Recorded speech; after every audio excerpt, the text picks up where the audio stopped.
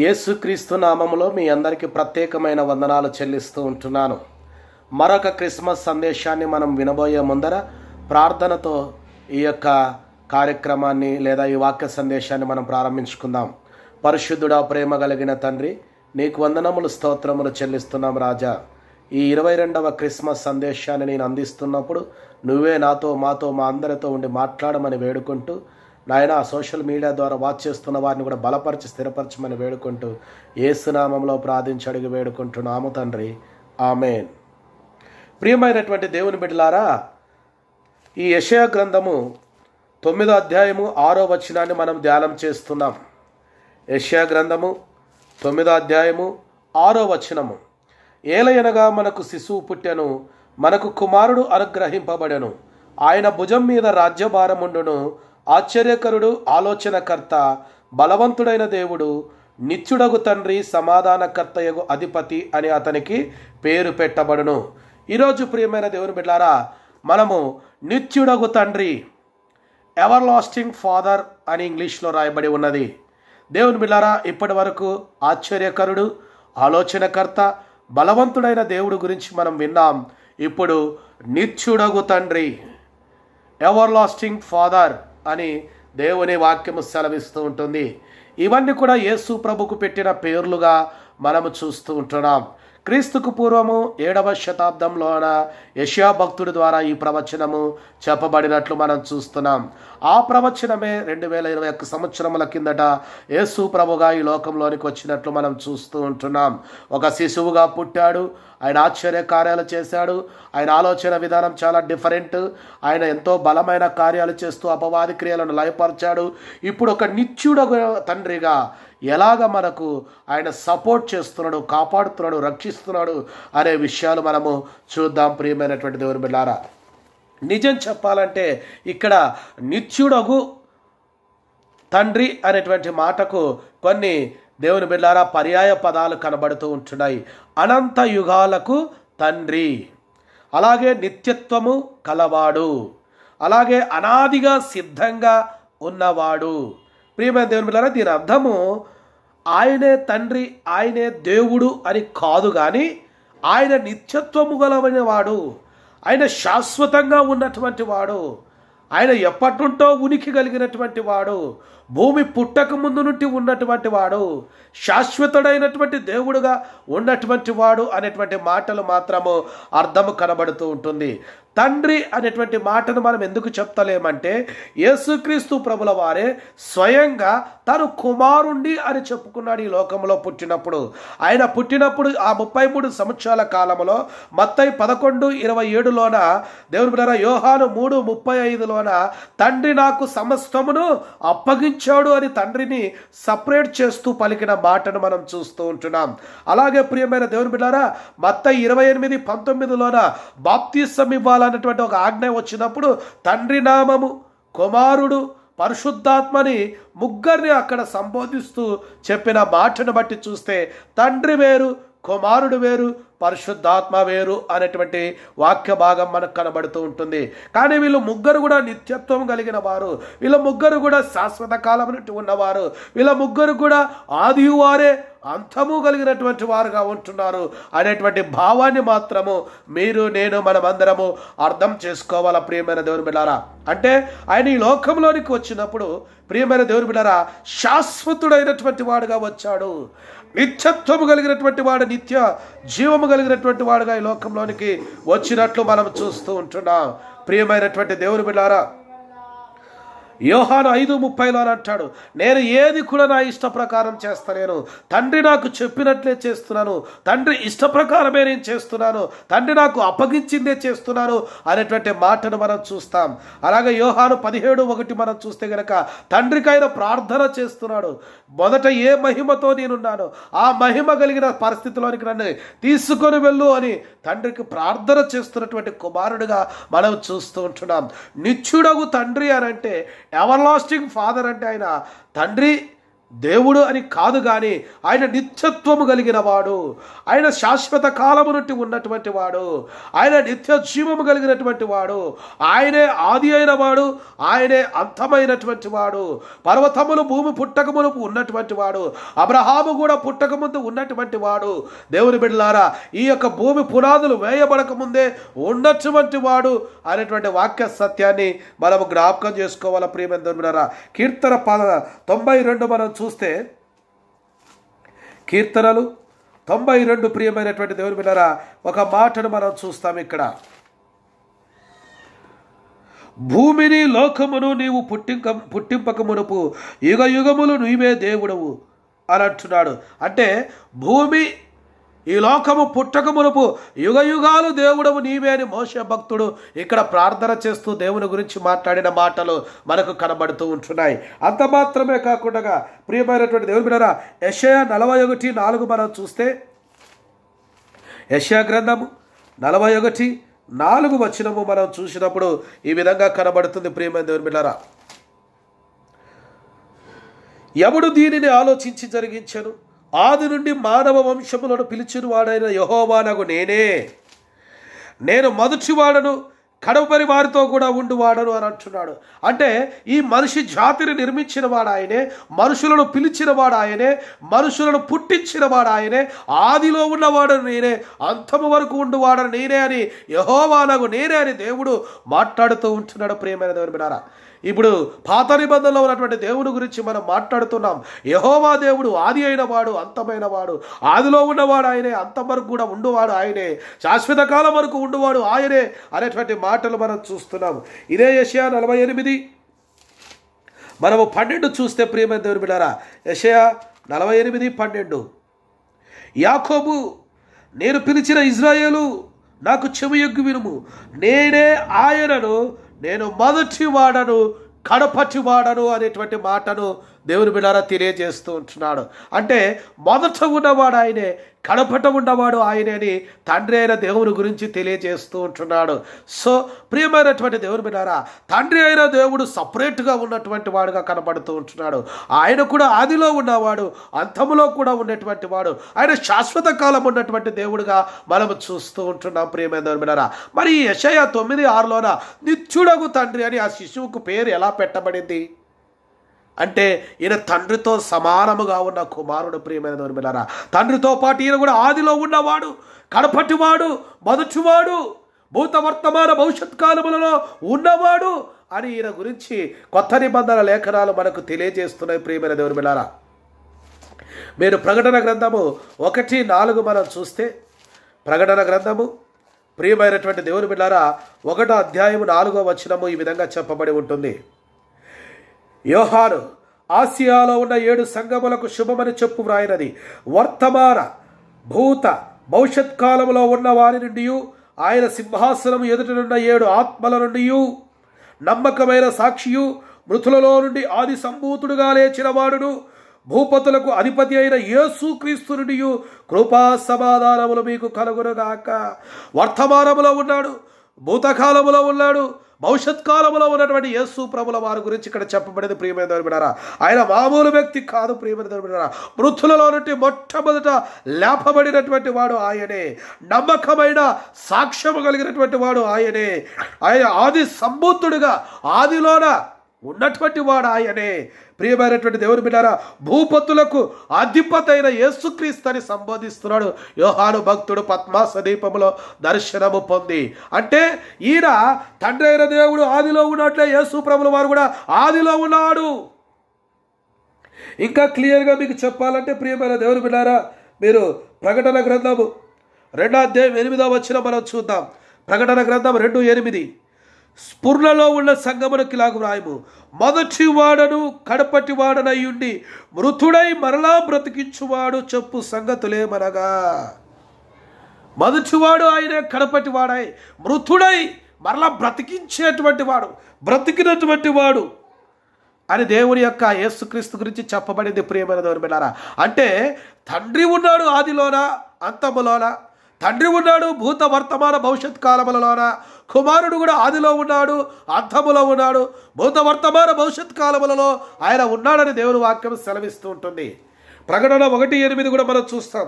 Alpha ఒమేగయు నీరే, వర్తమాన భూత భవిష్యత్ కాలంలో ఉండేవాడు నేనే అని సర్వాధికారి దేవుడు ప్రభువు సెలవిచ్చుచున్నాడు.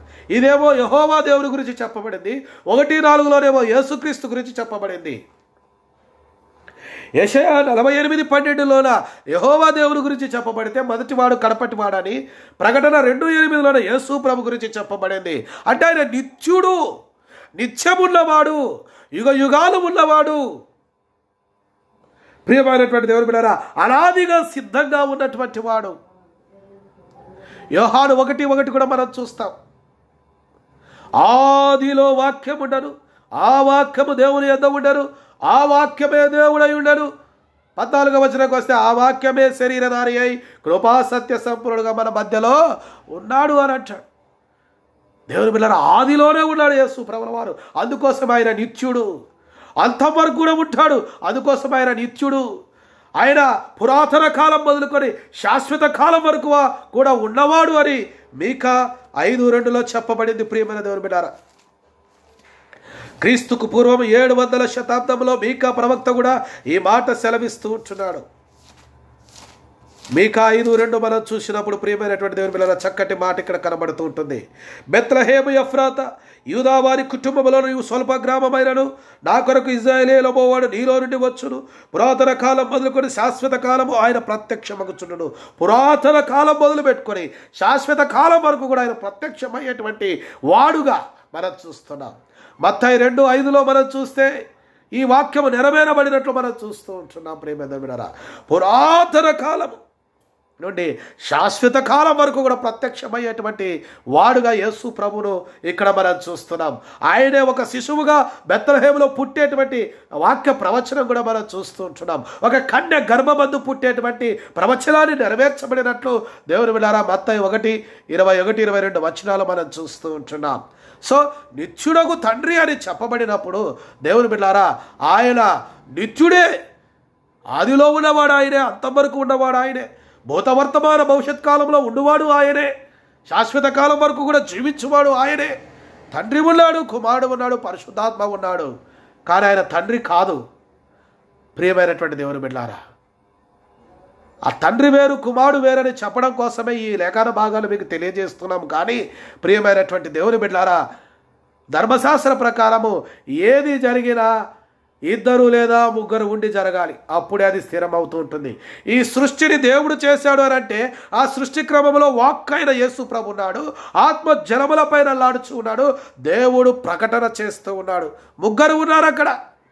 మనిషిని చేసేటప్పుడు కూడా ఈ మనిషి పుట్టాడు, నిర్మించబడ్డాడు అనే దానికి మన స్వరూపమందు చేద్దాము, మన పోలికలో చేద్దామని అక్కడ బహువచనం వాడడం వల్ల అక్కడ కూడా 3 ఉన్నారు. యేసుక్రీస్తు ప్రభుల వారు బాప్తీసం పొందినప్పుడు యేసుక్రీస్తు శరీరధారిగా ఉంటే, పావురం పరిశుద్ధాత్మాకారంలో ఉంటే, తండ్రి స్వరం ద్వారా మాట్లాడినట్లు మనము చూస్తూ ఉంటున్నాము. ప్రియమైనటువంటి దేవుని బిడ్డలారా, ఈ యేసు ప్రభు ఎవరు కూడా ఆయనను చంపలేరు. ఆయన చావడానికి సమర్థుడే, ఆయన లేవడానికి కూడా సమర్థుడే అని యోహాను 10:18లో రాయబడింది. అదేవిధంగా ప్రియమైనటువంటి దేవుని బిడ్డలారా, ఆయనే తండ్రి లేపాడు అని కూడా చెప్పబడింది. అపోస్తల కార్యము 2:38 ఆ వచనాల్లో చూస్తే, ఇంకో చోట ఆత్మ ఆయనను లేపరు మృతుల్లో నుండి అని చెప్పబడింది. అంటే ప్రియమైనటువంటి దేవుని బిడ్డలారా, ఈ మాటలన్నీ చూసినప్పుడు తండ్రి వేరు, కుమారుడు వేరు, పరిశుద్ధాత్మ వేరు, కానీ వాళ్ళ పనులు మాత్రం ఒకే ఒక్కటి: మానవ జాతిని రక్షించడం, మానవ జాతిని తమతో ఉండేలా చేసుకోవడం, మానవ జాతికి ఏమి ఇవ్వాలో చెప్పడం. యేసు ప్రభుల వారిని దేవుడు సర్వాధికారం ఇచ్చి 2 పనులను మనకు ఇచ్చినట్లు చేశాడు. ప్రియమైన దేవుని బిడ్డలారా, యోహాను 17:2 మనం చూస్తే, యోహాను 17:2, నీ కుమారుడు నిన్ను మహిమపరచునట్లు నీ కుమారుని మహిమపరచుము, నీవు నీ కుమారుడికి ఇచ్చిన వారందరికీ ఆయన నిత్య జీవం అనుగ్రహించినట్లు సర్వ శరీరుల మీద ఆయనకు అధికారం ఇచ్చితివి. శరీరముతో ఉన్న ప్రతి ఒక్కరికి నిత్య జీవం ఇవ్వాలనే యేసుక్రీస్తు లోకంలోకి వచ్చాడు. ఆయన నిత్యుడైన వాడుగా ఉన్నాడు, తండ్రి నిత్యుడైన వాడుగా ఉన్నాడు, మనము కూడా నిత్య జీవము కలిగిన వారుగా ఉండాలి అనే ఉద్దేశంతోనే ఆయన ఈ లోకంలోనికి వచ్చాడు. ఇదే క్రిస్మస్ సందేశం ప్రియమైన దేవుని బిడ్డలారా. నిత్యుడకు తండ్రి అని అంటే ఆయన నిత్యుడు, తండ్రి అయిన దేవుడు నిత్యుడు, మనము కూడా నిత్యత్వములో నిత్య జీవము కలిగిన వారుగా ఉండాలనే దేవుని ఉద్దేశం అయి ఉంటున్నది. ఇక 4వ వచనం మనం చూస్తే కనుక ప్రియమైన దేవుని బిడ్డలారా, యోహాను 17:4, చేయుటకు నీవు నాకు ఇచ్చిన పని నేను సంపూర్ణముగా నెరవేర్చి భూమి మీద నిన్ను మహిమపరచితిని. తండ్రి ఏ పని అప్పగించాడో ఆ పనిని ఫుల్ఫిల్ చేసినట్లు యేసు ప్రభు చెప్తూ ఉంటున్నాడు. ఇప్పుడు మనం నిత్య జీవం పొందాలి, నిత్యత్వములో ఉండాలి, దేవునితో ఎవర్లాస్టింగ్గా ఉండాలి అని అంటే మనము కూడా ఏం చేయాలంటే దేవుని బిడ్డలారా 3వ వచనం చెప్పబడింది, అద్వితీయ సత్య దేవుడమైన నిన్నును నీవు పంపిన క్రీస్తును ఎరుగుటయే నిత్య జీవము. ప్రియమైనటువంటి దేవుని బిడ్డలారా, ఆ నిత్య దేవుడైనటువంటి, ఆ సత్యదేవుడైనటువంటి అద్వితీయ దేవుని ఎరగడము, అలాగే ఆయన పంపిన కుమారుని కూడా ఎరగడమే నిత్య జీవము కలిగినటువంటి వారుగా మనల్ని చేస్తూ ఉంటుంది. సో తండ్రి అయిన దేవుడు నిత్యత్వం కలిగిన దేవుడు, నిత్యత్వము గల తండ్రి, కుమారుడు కూడా నిత్యత్వం కలిగినటువంటి వాడు, అనాది కాలము నుండి ఉన్నటువంటి వాడు, శాశ్వత కాలము నుండి ఉన్నటువంటి వాడు. మనము కూడా నిత్య జీవము కలిగి ఉండాలనే ఈ లోకంలోనికి ఆయన వచ్చాడు. ప్రియమైన దేవుని బిడ్డలారా, ఆయనని ఎరుగుటయే నిత్య జీవము కలిగినటువంటి వారంగా మనం చూస్తూ ఉంటున్నాం. ప్రియమైనటువంటి దేవుని బిడ్డలారా, దేవుని వాక్యాలు చదువుతూ వింటూ ఉంటున్నప్పుడు దేవుడు నిత్యుడు, యేసుక్రీస్తు కూడా నిత్యుడు, మనము కూడా నిత్య జీవము కలిగిన వారుగా ఉండాలనే యేసుక్రీస్తు ప్రభుల వారు నిత్యుడుగా ఈ లోకంలోనికి వచ్చాడు. ఏదేని తోటలోనైతే జీవవృక్ష ఫలాలు తిని నిత్యత్వం బ్రతికేటువంటి అవకాశాన్ని మనము కోల్పోయామో, ఆ నిత్య జీవం పొందడం కొరకు, ఆ నిత్యత్వంలో ఉండడం కొరకు నిత్యుడగుడు అయినటువంటి యేసుక్రీస్తు ప్రభుల వారు ఈ లోకంలో నీ కోసం నా కోసం వచ్చి సర్వ శరీరులకు నిత్య జీవం ఇవ్వాలని తన ప్రాణము పెట్టి తిరిగి లేచాడు. ప్రియమైనటువంటి దేవుని బిడ్డలారా, సో ఆయన నిత్యత్వం కలిగిన వాడు, యేసు నిత్యత్వం కలిగిన వాడు, మనము కూడా నిత్యత్వం కలిగిన వారుగా ఉండాలనే దేవుని ఉద్దేశమై ఉంటున్నది. ఈ క్రిస్మస్ సీజన్లోన యేసుక్రీస్తు ప్రభుల వారు మనకిచ్చినటువంటి ఒక ఆధిక్యతలలో ఒకటి ఏంటంటే నిత్య జీవం ఇవ్వడానికే ఆయన ఈ లోకంలోనికి వచ్చాడు. యోహాను 17:2 మనం చదివాం. ప్రియమైనటువంటి దేవుని బిడ్డలారా, ఈ మాటలన్నీ మీకు చెబుతూ ఉంటున్నప్పుడు నేను గొప్ప మర్మాలేమి చెప్తలేను, కానీ ప్రియమైనటువంటి దేవుని బిడ్డలారా, ఆయన ఈ రాక ఏంటి, ఆయన పేర్లకున్న అర్థం ఏంటి, ఆ పేర్లలో మనం తెలుసుకున్న సత్యం ఏంటో మీకు నేను తెలియజేస్తూ ఉంటున్నప్పుడు చాలామంది బైబిల్ను సక్రమంగా చదవకోకుండా క్రమంగా అర్థం చేసుకోకున్నటువంటి వాళ్ళకి ఒక చిన్న సూచన మాత్రమే నేను ఇవ్వగలుగుతున్నాను, కానీ డీప్గా నేను వెళ్ళి ఈ మాటలు మీకు చెప్తలేను. ప్రియమైన దేవుని బిడ్డలారా, నిత్యుడగు తండ్రి అని రాయబడినప్పటికీ ఆయన నిత్యుడగు తండ్రికి కాదు, నిత్యుడగు దేవుడు కాదు, తండ్రి కాదు, దేవుడు కాదు, కానీ నిత్యంగా ఉన్నవాడు. ప్రకటన 1:4, 2:8 మనం చూస్తే తండ్రి ఏ విధంగా అయితే ఉన్నాడో కుమారుడు కూడా ఆ విధంగా ఉన్నాడు. తండ్రి వేరు, కుమారుడు వేరు అనే విషయాలు మనం చూసాం. ఆయన ఎందుకు ఈ లోకంలోనికి వచ్చాడంటే నిత్య జీవము సర్వ శరీరంలోకి ఇవ్వడం కోసమే ఈ లోకంలోనికి వచ్చాడు. ప్రియమైన దేవుని బిడ్డలారా, పాపము తీసివేయడం అనేటువంటిది జరిగిపోయింది, సైతాన్ని ఓడించేటువంటి క్రమం కూడా జరిగిపోయింది. ఇప్పుడు మనమందరం కూడా నిత్య జీవానికి వెళ్ళాలనే గోలు కలిగిన వారమై, ఆ పరలోక రాజ్యంలో ఉండాలనే గోలు కలిగిన వారమై, ఆ యొక్క శాశ్వతమైన దేవునితో పాటు మనం ఉండాలనేటువంటి ఉద్దేశం కొరకే మనం సిద్ధపడుతున్నాం. అటువంటి సిద్ధపాటు నీకు నాకు మనందరికీ దేవుడు అనుగ్రహించి కాపాడినట్లు ప్రార్థన చేసుకుందాం. పరిశుద్ధుడా, ప్రేమ కలిగిన తండ్రి, వందనములు స్తోత్రములు చెల్లిస్తున్నాం.